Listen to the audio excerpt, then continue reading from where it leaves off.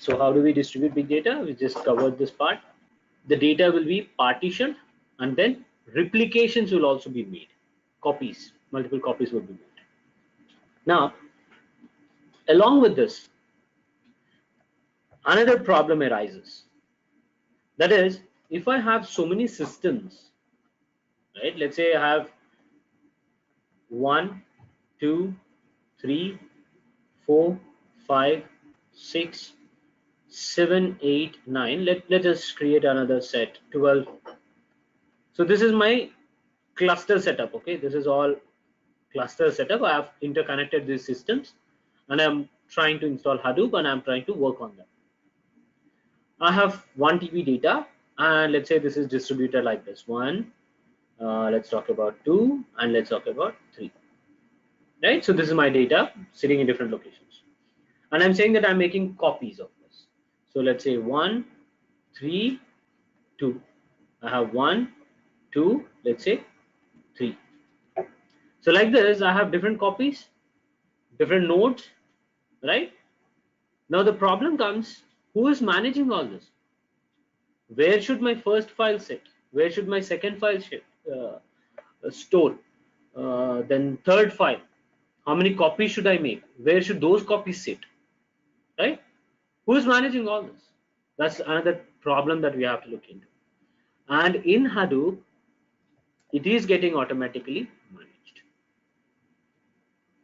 So we have scheduling, coordination, and identifying of failures as well. Right?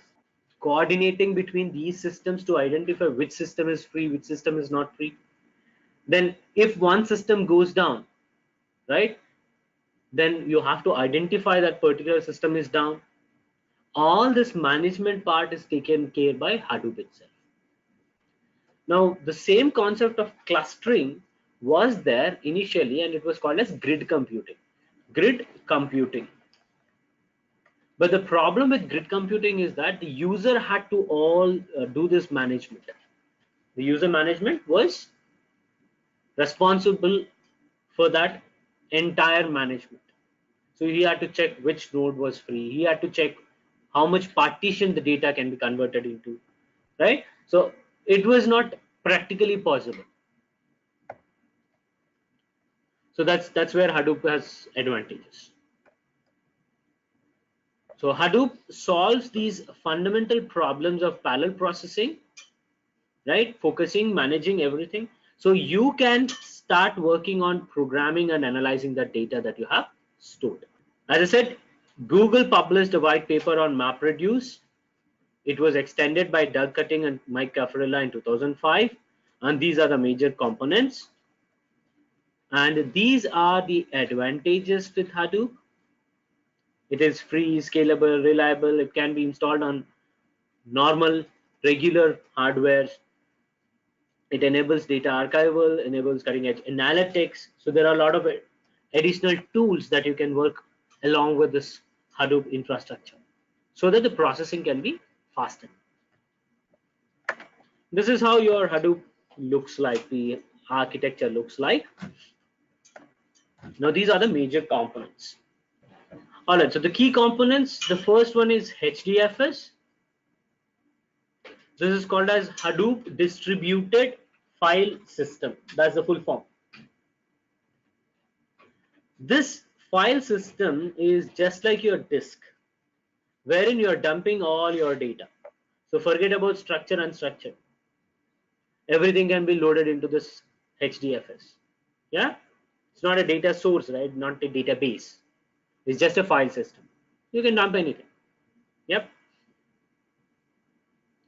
So file system stores big data sets on the cluster. It makes clusters look like one big disk, right?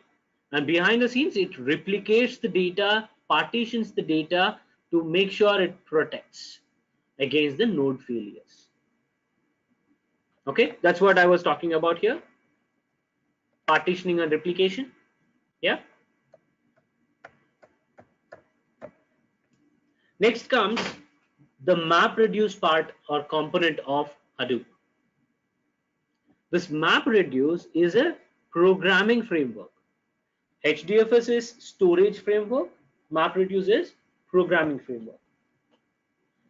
Data is stored, fine. You have to analyze. How are you going to analyze? There needs to be a platform, right? That is MapReduce.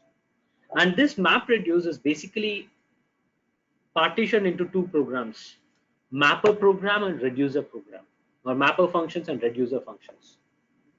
Map functions, reduce functions. Different names are there. So basically what it is doing is, you want to first map your data which is located in different systems. That's it. That is done by map functions. Some partition of the data is sitting in one system, some partition of the data is sitting in one system, some partition of the data is sitting in third system. So first you have to point out to your data, right? So that is mapping. Reducing means you are doing some processing to get a result. That's called as reduce functions. So combined together it is called as map reduce.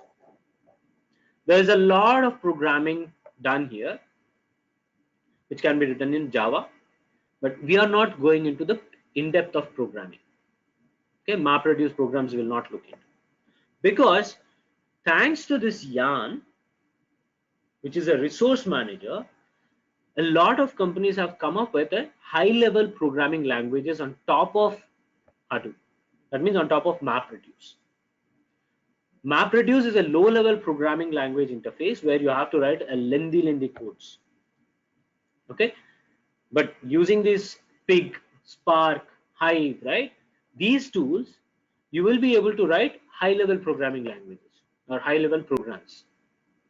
So we will be dealing with those tools, not MapReduce tools, or not MapReduce programming itself. Now coming to Yarn, this is called as yet another resource manager. This is responsible for doing all the management stuff. Now, which node has how much space, which node has what balance, whether a node is up or down, right? All this management is done by this component, Yarn component. Yarn is the resource manager and the scheduler in the newer version of Hadoop, and it allows other applications besides MapReduce to be executed within Hadoop cluster.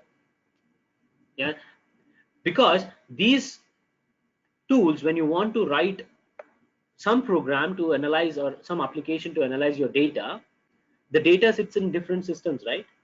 So the programming language, the interpreter needs to know that data. So what it does, it connects with Yarn directly, and Yarn will know all that information, right? Thanks to Yarn, these are possible. And Spark being the latest addition to this Yarn or Hadoop ecosystem family. Pig and Hive, these are two tools, right, written for data processing, and these are at higher level programming languages. Pig is developed by Yahoo. Hive is developed by Facebook. It is called as Pig Latin, right? Internally, when you write program in Pig, internally that program is getting parsed, converted into MapReduce jobs. Yeah, so parsing would be done, compiling would be done. Yeah, and the codes are separated or partitioned into map functions and reducer functions, and then the execution happens. Similarly with Hive also. Hive is invented by Facebook, and it is very similar to SQL programming language. It is called a SQL on Hadoop, hence Hive, or it is also called as sometimes HQL, Hive query language. It allows you to use the Hadoop database just like relational database. So that means if your data has some structure to it, or you want to give some structure to it and process it, you can use Hive or Pig. Both can be used. There are a lot of tools, as I said. Flume, Scoop, these are used to data transfer. Now let's say I have data sitting in RDBMS, for example. What I'll do, I'll take a scoop of data, dump it into HDFS. So the name Scoop, ice cream scoop, that's what we do, right? So you take scoop of data or scoop of ice cream, put it in our cup, same logic. You'll take, In fact, pig is called as ETL tool. Yeah, that is famous for data warehousing and ETL. Pig and Hive, they are famous for ETL jobs and data warehousing jobs.